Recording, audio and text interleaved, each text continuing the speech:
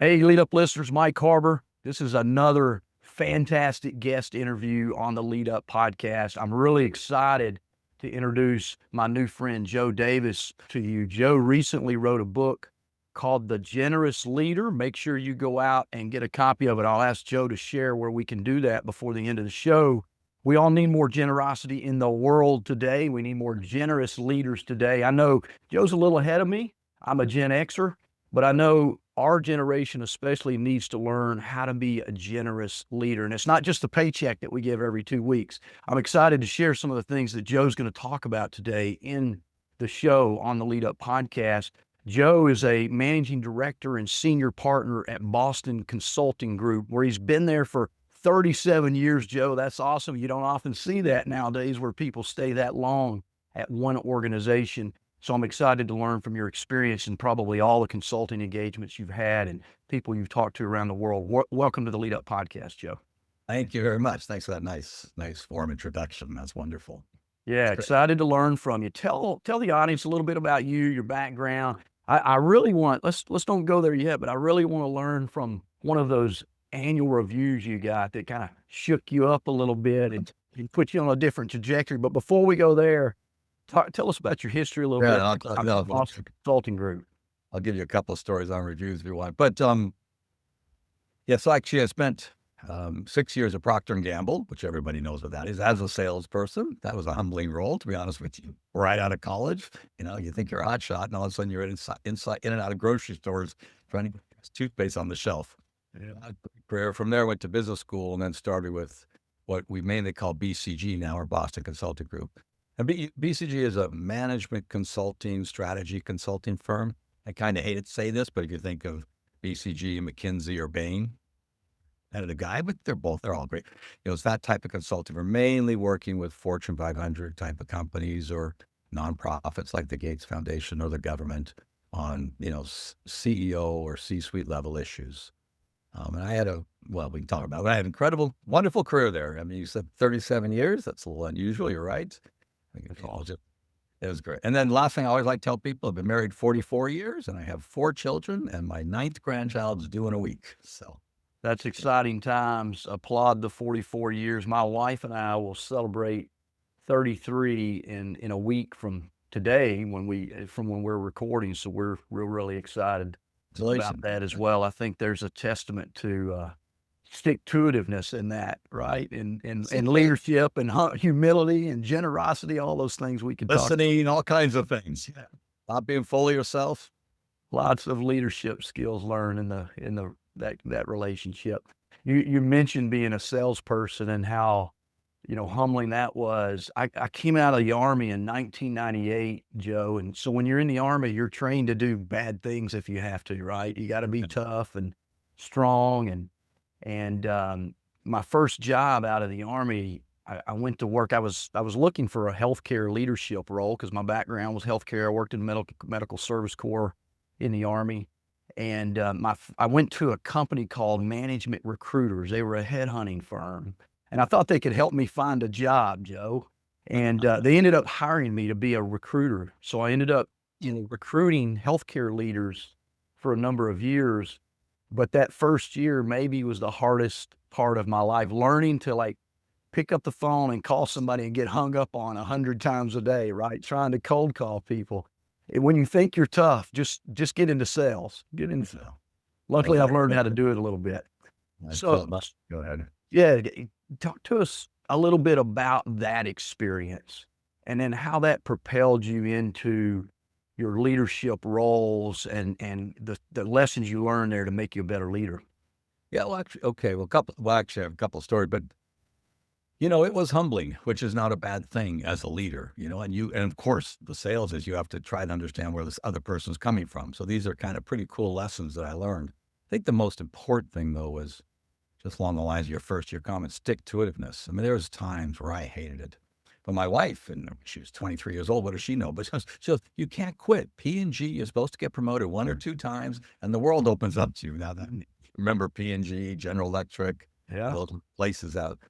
But that was one thing that humbling and really not giving up was very powerful. Then let me tell you a story. When I first became manager, my first manager role, I was like 24. I had to learn an incredible lesson on helping grow others. And I wrote with these four sales. I was three were career guys in my mind. They're 40 years old. I thought they were old guys, but they're that old, of course. Yeah. And we'd ride every other week, and I'd never tell them anything because who's this 24-year-old snot-nosed kid to tell some guy's been doing it for 20 years? And it came to the annual review time for this fellow, Rich, and I'd written down everything I thought he should do differently based on the manual that I had, launched into the review. And about, I don't know, 2 or 3 minutes in, he goes, "What the heck, Joe? Thank you for word. Me every 2 weeks, and you've never said any of these things. What the blank is going on here?" The truth was, which is quite common when you're a new leader, I was scared. I didn't think I really knew anything. But it was very interesting because the fact of the matter is he was thinking, hey, even you can teach me something, and why aren't you doing it? It was a very powerful experience. Also, there was a small lesson when I walked out, when he left, my boss said, Joe, he was in the room, never write a review again where the person hasn't heard all those things somewhere along the way until it's written. Yeah. But that was probably the most powerful part of that. The fact that the grit was and resilience was critical, but the fact that people do want you to help grow and develop them, even if you don't think you have much to offer. Yeah, that's such a great lesson. I go into organizations all the time, and one of the things we teach is how to do coaching, number one, but annual reviews, right? And I always say if at the annual review is the first time your employees hear what they need to improve, we failed them as a leader. We should be doing that 11 times throughout the year, right? The annual review should simply be just a recap of all the coaching we've done throughout the year. I remember reading a book by Jack Welch, or learning a lesson from Jack. I don't know if I read it in a book or just learned a lesson about, as if we've actually failed someone, if we've told them they're great their whole career, they've worked years for us, and then they leave us and go take a job at another company, and they get a leader who really tells them, where their failures are, right? We failed that person as a leader because then they go and work for somebody else who really tells them the truth when they thought they were great. So, a couple great lessons there that we all have to learn and get comfortable, being candid. It's something you have to learn. You're right. I mean, Yeah. it's How do you do that? So let's kind of move into this topic of the generous leader and generosity. How do you bring generosity into that candid, maybe tough conversation with someone? so. And first off, and I'm glad you said that. We say generous, and that doesn't mean give them a raise that's what you got to do. But that's kind of the table stakes, right? To me, I define a generous leader as someone who gives of themselves freely, so that and to help enable others to grow, develop, and thrive at their full potential, without expectation of direct, personal benefit. And so you got to start there. Now, two things. If they think you're doing it just for yourself, anyone smells that out, says this is bullshit. Yeah, I swear. The other thing is if this isn't just about being nice, and you just said kind of feedback, because as a leader, you still have to get results. Nobody's not saying that.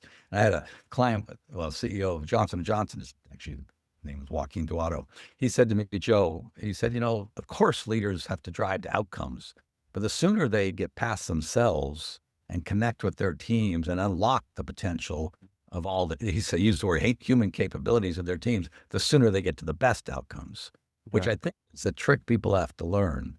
Now, I can go into I'll go into the feedback portion of how you develop people if you want me to. Yeah, let's do that. You're running with that.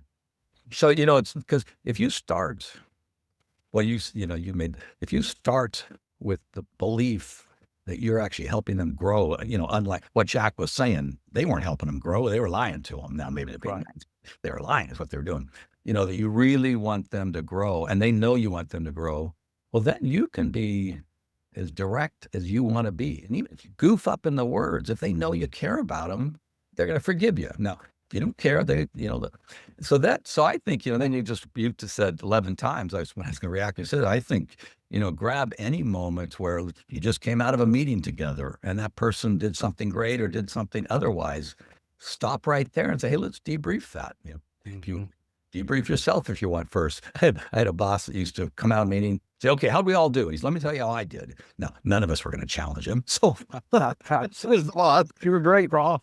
If he was humble enough, he'd find something, and then he'd go through one by one, and it was humbling, and sometimes it was very difficult. But you could process it right in that moment. Yeah. Also, think your point on candor. I mean, it's all back to your Jack Welch thing. But you think you're being harsh, you think you're being whatever, but you're actually helping them grow, and you're being nice. I Yeah. tell a funny story. I was 30 years old. He was presenting as a consultant or manager of the team. He was presenting to the C-suite, and he used the word like all the time. You know how people say like, it's nice to see. Blah, blah. And we finished, and we were debriefing in the room. The client had left, and I said, Jimmy, how old are you? He said, I'm 30. I said, 30-year-olds don't say like. You got to stop that right now. And I said in front of everybody. So what do you mean? I said, you sound like a 12-year-old. Well, he said it was like it slapped me in the face. I've never forgotten it. And I stopped liking that second. Yeah. And I meant for him to improve, and he knew I cared. Yeah, it's a little filler word, right? But it impacted his conversation, communication. John Maxwell, I'm a John Maxwell junkie. Read a lot of his books, spent time with John, getting mentored. He wrote in 5 Levels of Leadership. He wrote, about being able to balance the care and candor. In that he says if we truly care enough about our people, love them, and want them to excel, we'll be candid with them. Yeah. And if we're afraid to be candid with them, then that means we don't care enough about them. Yeah. It's kind of the way he puts that. Or to be nice, you're junior and still learning how to do it. I mean, it could be fair. It takes, yeah, I totally agree with that. Sorry, I was going to add something, but it slipped out of my mind. But no, that's absolutely right. Let's talk about, in your book, the 7 steps to generous leadership, and I'll just read them and then we'll pick on a couple of them for our listeners. But step 1 is connecting personally and deeply, becoming a generous communicator, being curious, listening to learn, becoming a generous listener. That's a tough one. Welcoming everyone, generously including many, also a tough one. Standing up for others, becoming a generous action ally. Growing others with recognition and feedback, becoming a generous developer. Making small acts that will have big impacts, generous moments.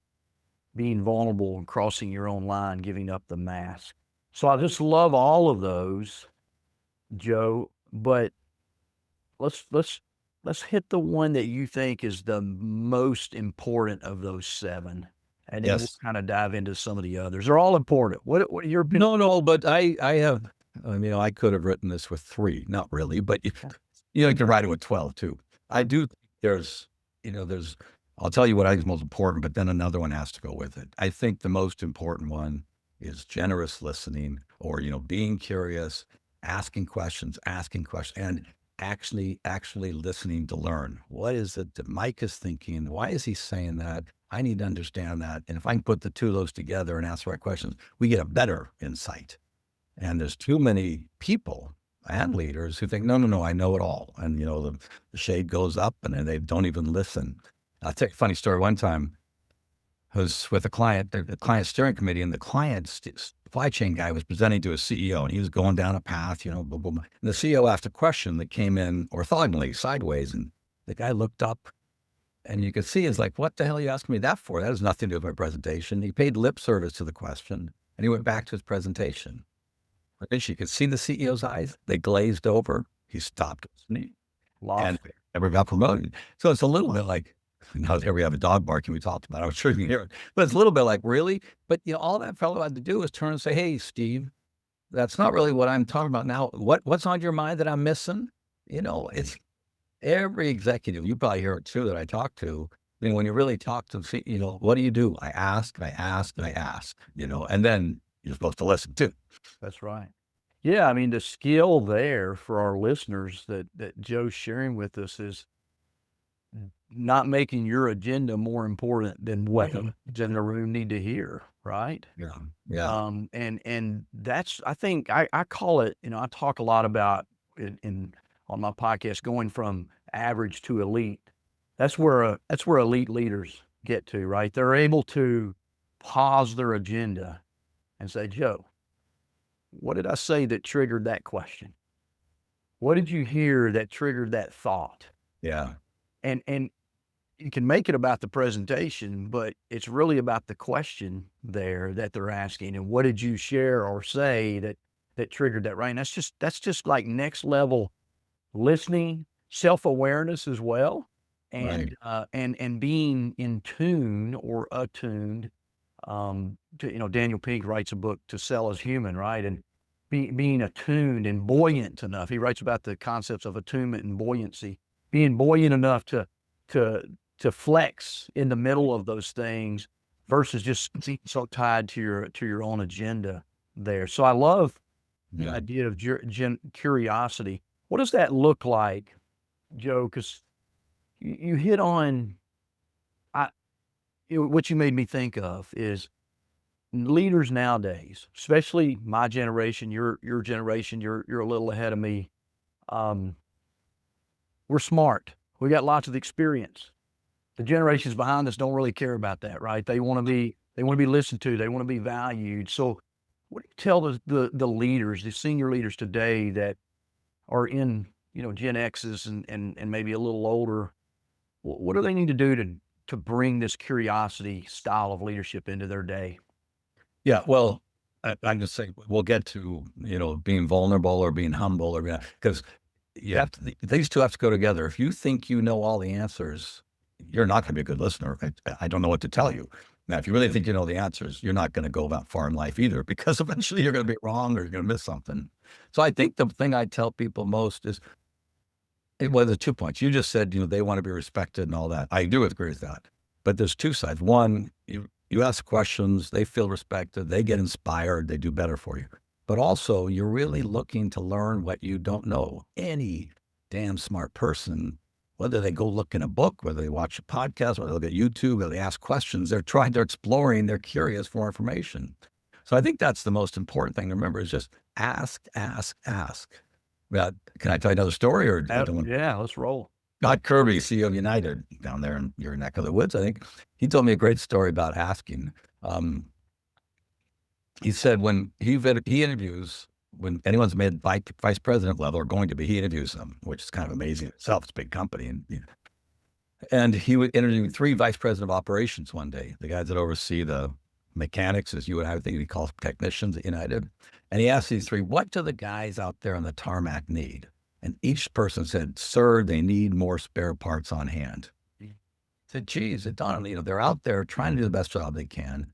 Plane breaks down. And we've all heard of Captain, sorry, the flights, the part is in Denver and we're in Dallas, so we'll look for another plane and otherwise wait for 3 hours for that plane. And you're like, oh my God. But think about that mechanic who's trying to do a good job and he can't. Scott said, wow, it was an epiphany for me. They want to do a good job, but the company's signaling, actually don't care if you do a good job. So he said he stepped back. He said, wow. So he said, I decided to lower the finance people a bit and put more parts on the tarmac, in the airports, because the pride and their ability to do their job would outweigh the little bit of cost. Now, I'm sure he had to balance that.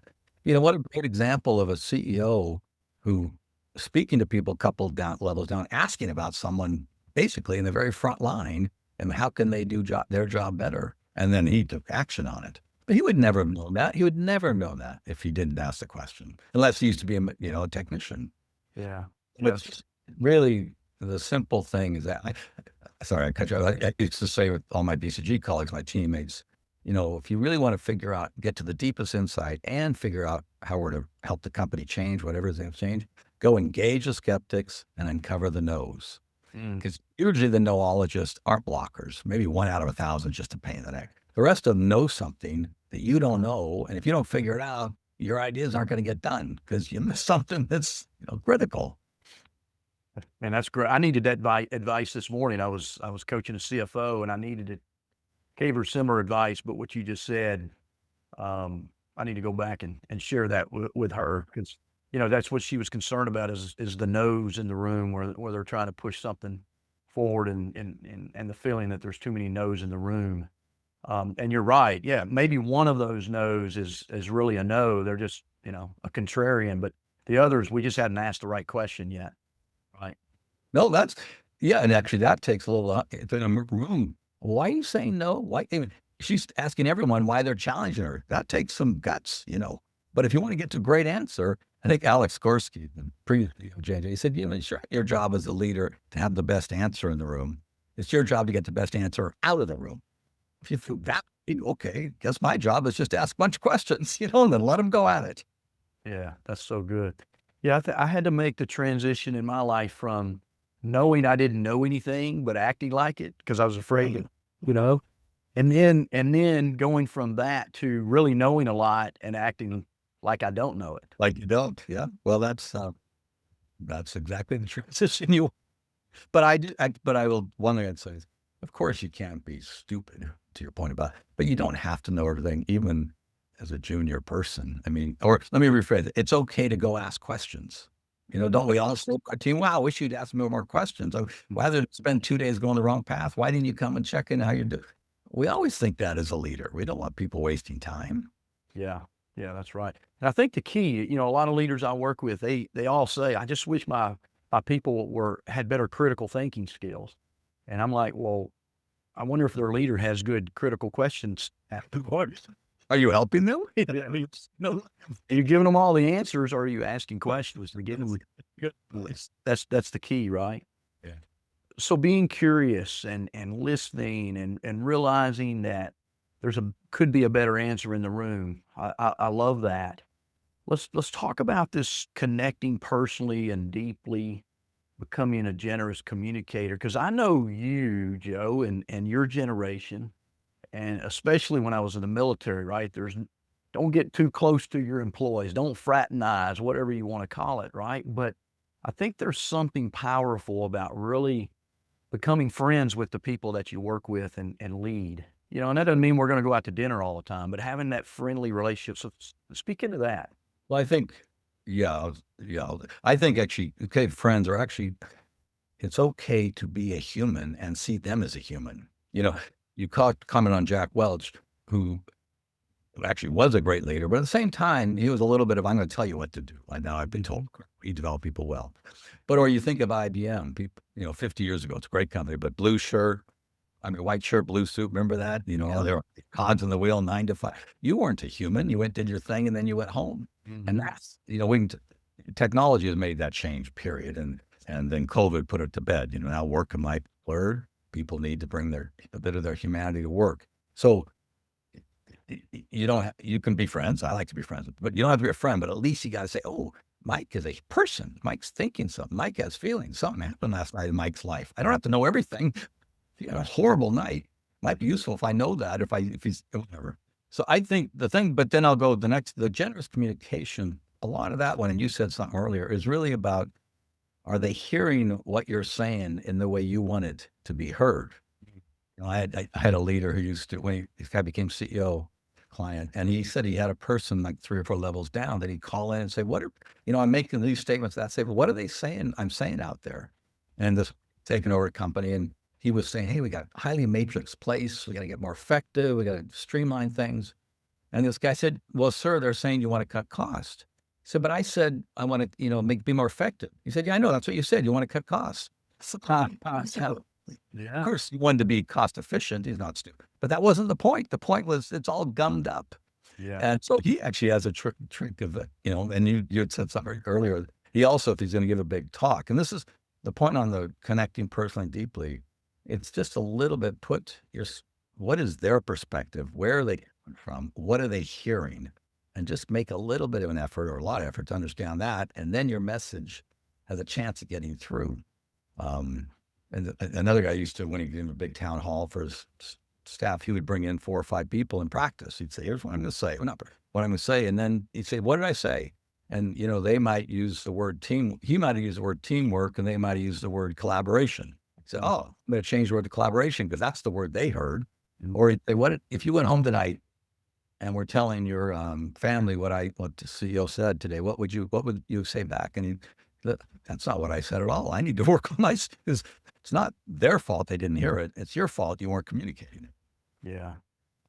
Yeah, look, that's so true. And I think communication is maybe harder today than it's ever been because the distractions that we have, right? I mean, we have 24/7 access to a computer, to a smartphone, little thing. Yeah, we're getting pinged while we're in that meeting, and there's an old saying that we have to say something 7 times before it's heard for the first time, right? And I think now it's maybe 70 times because there's so many distractions that people have attached to them or bring into the room. They may be there physically, but they're not there, Yeah. mentally, like wholly in that because maybe they got a fire back at the office or one of their regions or in their family, Or right? something last right. No, I've since you said 7, I always had a 3 in my mind because the first time they heard the words were wondering, "What's your motive here?" The second time, they don't hear the words because 'cause they're thinking about the family or this or that or whatever. Mhm. Third time, they go, "Oh, I see what you're saying." Now whether it's 7, I could believe that too. Someone told me once they were watching, the Russian, this ice skating team, the 2 and the pair, and he's gonna watch this because this team does anything new and unusual, they do it 3 times. It's the first time the judge will go, "Whoa, what was that?" But and Mm, then, "Oh, wow," and the third time, they pay a lot of attention to so they'll do everything 3 times because that's how long it takes that many times for the person to absorb it. So interesting. 3 or 7, it doesn't matter, it's the same point, right? Don't Yeah, think you said it, they heard what you meant. yeah. Yeah, lead up listener, that's a great lesson right there because most of us just wanna say something once and be gone. Go move on to the next thing, right? I mean, isn't that true, Joe? Oh, Even you as a skilled communicator, sometimes you just like oh, to say it once and move on, right? yeah, yeah, or you think you know what they're thinking, you just give them the answer. Yeah, yeah, but you really drive change. It doesn't work. But you wanna put that together with the asking too, right? Yeah. Step into that a little bit because I know you talk about driving change in your book. What are the key components to doing that from as you tie them into this idea of generous leadership? No, I was gonna say, well, now we could go into BCG Consulting 101, right? There's a lot of components. Where do you wanna go? Is the vision clear? Do you have a communication strategy? I think in the context of a generous listener part of it, you just commented on distractions or quite frankly, the cell phone, causes not just distraction, causes anxiety. You swipe that way and there's all the news. Maybe you like it, maybe you don't, but Mhm. there's so much going on. And if you're going to get someone to try to help you fundamentally drive some change in the company, you got to spend some time understanding where they are and where they're coming from, ensuring you bring them in, which is so that's the perspective taking or the really and then bring them the asking questions, bring them into the situation by, communicating in ways they hear it. And just the way you and I have already talked about it, it's just like feedback, you know, have them in the game. Don't wait for the end of the year to say, "Oh, now how did it all work?" So Mm. those are some of the things I would think, I mean, we could get all kinds of stuff. We talked about development. People have to change what they're doing typically. So you just hope they figure it out on their own. Are you actually going to be direct and us understanding what they're really good at, what they need to work on, help them drive where they need to get to in the change. Not just you, but the organization. Yeah, well, I think that's a key component. That's where I spend a lot of my time, Joe, is teaching leaders how to be great coaches, putting systems in place for developing that next person, right? I mean, one of the biggest gaps, I wrote a book called Quit Losing Talent, Joe. And so one of the tactics in there is just the whole 90-day onboarding. A lot of companies give lip service to onboarding. They don't really have a system to onboard somebody. Give you a book and say, go read it yourself. Yeah, yeah, or watch these videos and, then you'll be ready in 3 days to do everything, and, I teach people to have a plan, right, a game plan for 90 days, and some people say, "Well, it doesn't take 90 days to learn what we do." Okay, well, review it then, repeat, rinse and repeat, right, make sure they fully got it because especially in healthcare, like, if I'm gonna put somebody in touching a patient, I better know they're really good because, you know, there's a lot of damage that can. Well, and your point, even the 90 day, even they don't know they've got it, but do you want them to thrive and be not to perform at their best? Because don't you want the best? And Yeah, so, or if they are already the best, they want to know you're helping get better. Otherwise, they'll quit. To your point on that's right. retaining talent. So yeah, okay. Now they got the basics. Now it's your job to take them to that level and then that level. So Yeah. I like your idea. Yeah, that's what I teach is like grade them as okay, they're novice, they're growing, and then they're a master, right? And what does mastery look like? And can before you release them, do you need them to be a master? or are they, where are they at on that grading scale? That's such a great point that you're talking about there. And unfortunately, the systems are not in place to do that. So that's where I want to kind of talk with you. I know working with BCG, that's part of what y'all did. You went into with companies, you helped put some systems in place to effectively drive organizations forward, right? Let's talk about a generous leader system. Like, what are a couple of systems or tactics leaders can put in place to become a more generous leader and apply the steps that you have for us? Themselves, you mean? Yes. Yes, sir. Well, I think, okay, I mean, we're going to repeat ourselves, but I think the whole idea of just asking questions all the time, not just how was your day, but hey, how's the role going? What are you seeing down there that isn't working? I mean, that's the first step. You learn and they feel respected. I think that's pretty damn critical as a system. Then I think the other, if the system's the right word, but a step I would take. The others, we didn't talk about it, but I think you got to figure out your way to show some of your own humanity. People think you think you're perfect or you are perfect. Zero chance of getting them to go anywhere because they're just going to be scared of you. Right. I think that's true. So how do you share a little bit of vulnerability, whether it's an I don't know once in a while or you teach me. I mean, I had a boss once. I was a young consultant, didn't know how to do something, and I walked down the hall. This guy's a senior partner. I said, I don't know how to do this kind of math here. Can you help me? And he could have kicked me out. He didn't know either. He could have kicked me out, gone and found out, and said, I don't know either. Let's walk down and ask this guy. He'll know. I mean, what a sign of humbleness, a senior partner exposing himself to a junior guy. But the message was, let's learn from each other. Let's go get the best answers. Let's get on with it. So I think this asking is critical. Showing a little bit of your own humanity in whatever way you want to do is critical if you're going to, as a step towards, moving people forward.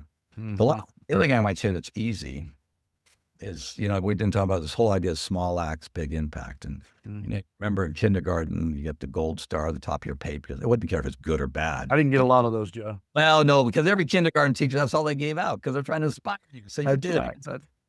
But, simple acts like, hey, happy birthday, because it's their birthday. Or I had another colleague once tell me for a manager, she might tell him on Friday for the big weekend, my son's got a soccer tournament. If he show up on Monday or Tuesday or she and say, hey, how was the soccer tournament? This woman would be like, holy shit, you remembered and you asked me? And it took 35 seconds to do it. And she said, I'll follow him anywhere. Not literally, but in work. So that's, we didn't talk, that's another quote unquote, asking questions is critical, and find your own way to show a bit about yourself, be human. And then, grab small moments to inspire and motivate people. Emails saying a job well done are worth a lot more than that raise, because the raise is a year. Yeah, those are so good, so simple. Jim Rohn used to say, what's simple not to do is also simple, or what's simple to do is also simple not to do, right? Oh, yeah. No, I know. Or sometimes I think somebody's got to be habits. You turn them in. And I think the best senior leaders do ask. It just made a habit of it. And they go down to the cafeteria or whatever and ask people. It's not just they ask their guys around them, because that group, is going to tell them what they think they need to hear, not what they want them to hear. I want to dig a little bit deeper into this vulnerability. That's one of your steps. Be vulnerable, cross your own line, give up the mask. Where have you seen vulnerability really work, and what causes a lack of? Again, I'm asking you to get into the psychology a little bit, right? Yeah. Why do people not get vulnerable? Well, I think the why not. I mean, you and I could both brainstorm, but one, you were trained to have all the answers. You're trained to know it all from, whatever little age, you were, ridiculed if you were wrong about something, really trained. You don't train them in fourth grade. Hey, say, I don't know. So there's that. There's a leader who thinks I'm supposed to be in charge. There's that. And then there's just own internal fears that if I actually expose a bit of myself, it's going to hurt. Something's going to go wrong. So, you asked, I don't know if you saw when Arne Sorensen, the CEO of Marriott, did a pretty famous video as COVID hit. And Arne was dying of cancer. So he was bald, chemo, and you can go see it on YouTube or your listeners can. And he just talked about we're in a bad place. Nobody's in our hotels. I'm taking a big pay cut. Everyone else says we're furloughing, but we're not fired. He just laid it out honestly, vulnerably. And he didn't say I'm dying, but you could tell he was dying. You couldn't tell, but you could, everyone knew. So what a powerful moment. And Marriott's headquarters right by my house, and friends there, the word on the street in Marriott was, wow, look at that. He didn't know the answers. He told us he didn't know the answers. He exposed himself right in that moment in time. He didn't have to. And then even a more simple story, I had a colleague once. I said, well, when did you kind of step into vulnerability? And this is it's just not even, anyway, he said, well, Joe, I used to be afraid to say, I don't know. And if I'm in a room with my team and I can see they're getting stuck, before they turn to me, I'd leave the room. So I didn't want to say, I don't know. I go, whoa. And he said, I know, what a waste of time that was. So he said, finally one day I said, okay, I'll cross my line. He said, I don't know either, you guys. He said, it was unbelievable. The energy just, oh, you don't know either. So you freed them to say, oh, okay, well, if none of us know, the brainstorming started, the creative juices. So, that kind of, those moments, you may think you're exposing yourself, that's the best word, but you're actually freeing others to remove their own, oh, if he doesn't know, then I don't have to know all the time. And now they can start to explore. And That's so good. I just interviewed recently a lady by the name of Dr. Jamie Goff, and she wrote a book called The Secure Leader, Joe. She's a doctor of psychology, but she talked about the three attachments that we all typically have: the avoidance attachment, the anxiety attachment, and the secure attachment, right? And I love this whole idea of vulnerability. I think all leaders, if you struggle with that, you might pick up Jamie's book. You might even listen to our podcast that we did together with her, and pick up her book. But because it talks about kind of where those are rooted from, right? From our conditioning, maybe in our early life. And so the CEO you just described, he had an anxiety attachment. I didn't want to say, or an avoidance, one of those two. I'm not sure which, but when it came his turn, he would just kind of escape the room, avoid anxiety. Anxiety that led to avoidance. That's right. That's right. But I think, today as leaders, look, leadership's as hard as it's ever been, if not harder today, with all the challenges we have in the world and the distractions and the demands for results, while also being a good person, a generous person, a generous leader. Yeah. So I think leaders today more so, we got to learn these. We have to learn. Look, this is not what Joe's talking about is not soft, right? These are essential things that we must do as a leader. I'm not a fan of the term as soft skills, Joe. I believe these are essential today to be. Yeah, that's a good point.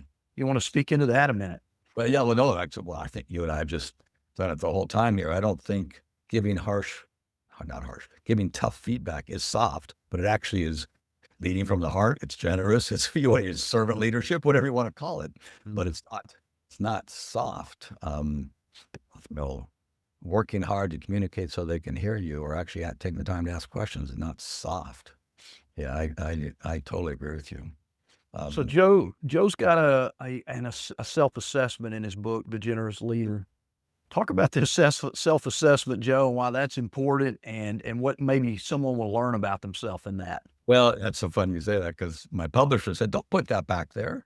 I said, why not? He said, because then they won't read the book. I said, well, no one reads books anyway. So if they read those 4 pages and kind of check through I think what it does is it just makes you think for a moment if it's, okay, am I really asking questions or not? It just gives you some triggers to think, am I doing that? And then some suggestions in the back part about how you might, okay, I'm going to work on really asking questions of people. So tell your chief of staff, I want to make sure so when we walk in every meeting, did I ask anybody a question or not? So you actually build some mechanisms with people you trust to practice. I think that's what you'll find in there. Or different, I'm sorry, the vulnerable thing, people ask me, well, how do you start even? And I had one friend that said, well, think back to the time when you really felt vulnerable. And are you still alive? Did you make it through it? Did it work out? It wasn't the end of the world. Oh, that worked. You're right. Or, find a place where it's a minor, like, I don't know, it's not the end of the world. It's like I stepped a little bit over and all of a sudden started to free him. Yeah. Yeah, look, that's why I wanted to bring up that assessment. So I'm glad you disagreed with your publicist, because I think Maybe Oh, yeah. keep if they start there with that assessment and say, "Oh, I got to get better. Maybe I ought to Sure. read this book." And they might read it. Or they just practice those things. I mean, just like you, our goal, I think, is to actually help people be better leaders, That's not right. to like the words I wrote or the words you wrote. That's fine. That's not the goal here. That's right. That's right. Joe, thanks for being a guest today. Where can people find your book? Where can they learn more about you? Maybe connect with you if they'd like to do that. Yeah, well, the easiest course is always Amazon or the other book websites that's there. Finding me, which I have a website if you want to learn more about it. It's very easy, joedavis.com. But I think if you really want to connect, leave a message in LinkedIn, say Joe Davis BCG or Joe Davis, the title of the book, The Generous Leader. And I will respond to the message. I'll give you my email, then we can start to communicate. I don't like to communicate through LinkedIn, Sure. but I'll reach out. I'll reach out if anyone wants to connect. I promise you that. Yeah. Now, if they're asking me for a job, I won't respond. But I don't. You're not in that business. I'm not in that. I'm not where you were at the beginning, right? Well, hey, I appreciate the book that you've written, the things that, as I went through this self-assessment myself, thinking, I teach this stuff. I can do better. I need to do Well, better. we all do, but Right. And so thank you for writing the book. Thank you for bringing your experience to the world and the Lead Up podcast. Lead Up listeners, we'll make sure that we leave the links to Joe's LinkedIn um, page in the show notes. Also, joedavis.com will be there. You can click on the links and find out more about him. Make sure you go get a book on Amazon. It's The Generous Leader. If you're watching on YouTube, I'm showing it right now. The Generous Leader, 7 Ways to Give of Yourself for Everyone's Gain. Reminds me of a book, Giver's Gain. I can't remember who, but give or take, Adam Grant, right? yeah, Yeah. good stuff. So, hey, Joe, thanks so much for saying yes to the Lead Up podcast and joining me as a guest today. Well, thank you for having me, Mike. This was fun.